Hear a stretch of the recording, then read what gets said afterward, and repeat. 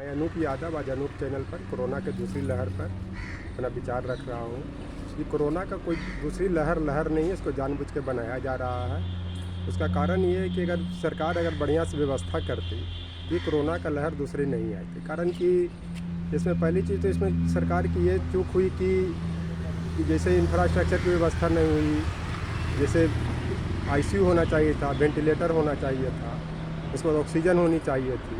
जबकि ये साल भर से ही मामला चल रहा है, सरकार सोई हुई थी और कोरोना भगाने के लिए थाली पिटवाया। अब सब लोग गवर्नमेंट सिर पीटे। इससे निष्कर्ष निकल रहा है कि कितना ही सोए हुए थे और अभी जागे हैं। और दूसरी चीज़ मैं करता हूँ कि गवर्नमेंट ने जो ये नारा दिया कि जो रैली किया या फिर मेला लगाया कि आप लोग तड़ातड़ मरते रहिए, हम लोग तबड़तोड़ रैलियाँ और मेला लगाते रहेंगे। तो इस तरह से कोरोना लहर नहीं है, जानबूझ के कोरोना लहर को लाया गया है।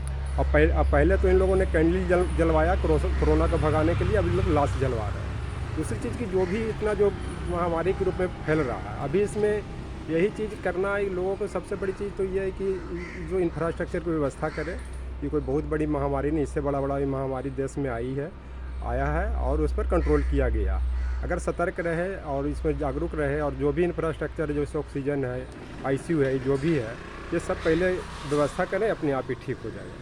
और एक चीज़ और मैं मिलता हूँ कि आज तक भारत में या विश्व में जितना भी महामारियाँ फैली हैं, अब कुंभ के मेला से ही फैली है। आप जहाँ भी इतिहास उठा के देख लीजिए, सब वहीं से फैली है। और चाहे स्पेनिश फ्लू हो, चाहे डायरिया हो, सब यही है। यह कोरोना का लहर नहीं है, बल्कि मोदी सरकार की समाप्ति की लहर। ये लहर नहीं है, ये किसी को मार नहीं रहा है, बल्कि गवर्नमेंट को चुनौती और समाप्ति कर देगी। उसका कारण है कि अगर गवर्नमेंट चाहती, तभी आपको महाराष्ट्र में जो कोई डॉक्टर का जो वहाँ से उठा करके महाराष्ट्र पुलिस ले गई थी, उसमें देवेंद्र फडणवीस खुद वहाँ पे गए उसको छुड़वाने के लिए।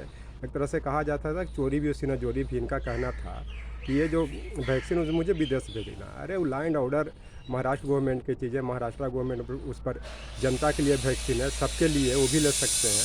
ये मध्य प्रदेश में 1000 से ज़्यादा रेमडेसिविर जो चोरी हुई है, बिना सरकार के मिली वजह से थोड़ी ऐसी हो सकती। जबकि वैज्ञानिक भी दूसरी लहर की बात कर रहे थे, इसके बावजूद 11.5 लाख से 15 लाख जो रेमडेसिविर वैक्सीन था, इसको उन्होंने बाहर सप्लाई कर दिया। इसी से आप अंदाज़ा लगा सकते हैं कि कोरोना लहर जानबूझ के लाया गया।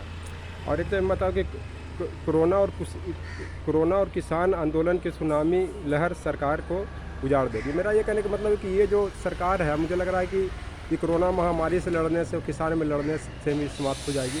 और शुरू से ही ये जो गवर्नमेंट है हमेशा लड़ता ही रहा, लड़ने में बर्बादी ही होती है।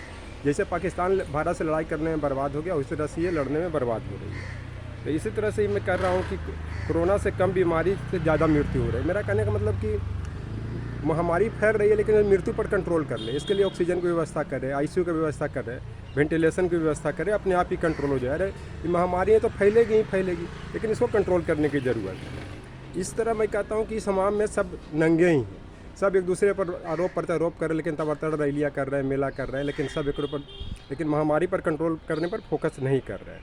इस तरह अभी एक समय में मोदी सरकार बोलती थी कि देश को झुकने नहीं देंगे, लेकिन देश को लोगों को मार देंगे। और जब लोग रहे नहीं तो देश की क्या बात होगी। देश का तो न झुकना बात के बराबर है। लेकिन और कि इनको लोग अवतार पुरुष कहते थे। अवतार पुरुष तो उनको कहा जाता है कि जो कुछ नया अवतार करके लेते हैं।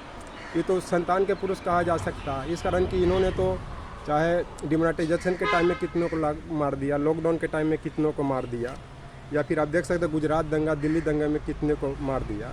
और एक चीज़ और, इनको लोग युग पुरुष कह रहे हैं। युग पुरुष होता है जो युग में परिवर्तन लाता है। अभी मान लिया जाए कि युग पुरुष में जैसे रामकृष्ण होते थे, ये सबको रक्षा करते थे, सुरक्षा देते थे, लेकिन इन्होंने किसी को तो सुरक्षा नहीं किया, सबको तो जान ही लिया। इसका इसमें इनको युग पुरुष कहना भी उचित नहीं है। और एक चीज़ मैं बताता हूँ, युग पुरुष होता है कोई सेक्रीफाइस करता है। इन्होंने सरदार पटेल स्टेडियम जो अहमदाबाद में था, उसका नाम तो मोदी स्टेडियम कर दिया, तो इनको युग पुरुष कहाँ से कहा जा सकता है। और मैं एक चीज़ और, इस पर एक कहावत भी है कि लकड़ी जल कोयला भई और कोयला जल भई राख, मैं पापी नहीं सी जली कोयला भई न राख। ना इनको तो ऐसा ही पापिन की तरह काम करें, नहीं कोयला ही बढ़ रहा, राख बढ़ रहा है। इस चलते कोरोना लहर को ये करने के लिए पहले इंफ्रास्ट्रक्चर की व्यवस्था करें, आईसीयू की ऑक्सीजन की व्यवस्था करें, और लोगों की जनता को डरने की ज़रूरत नहीं है, हौसला बना करके रहें। और ये मौसम चेंज कर रहा है, मुझे लग रहा है कि 10-15 वैक्सीनेशन फास्ट होगा तो अपने आप इसका पीक कम हो जाएगा। 1 मई से गवर्नमेंट ने भी 18 वर्ष से ऊपर के लोगों को वैक्सीनेशन करने की बात की है। तो मुझे लग रहा है 50 से 60% तक 15-20 मई तक वैक्सीनेशन हो जाएगा तो ये लहर अपने आप समाप्त हो जाएगी। Thank you.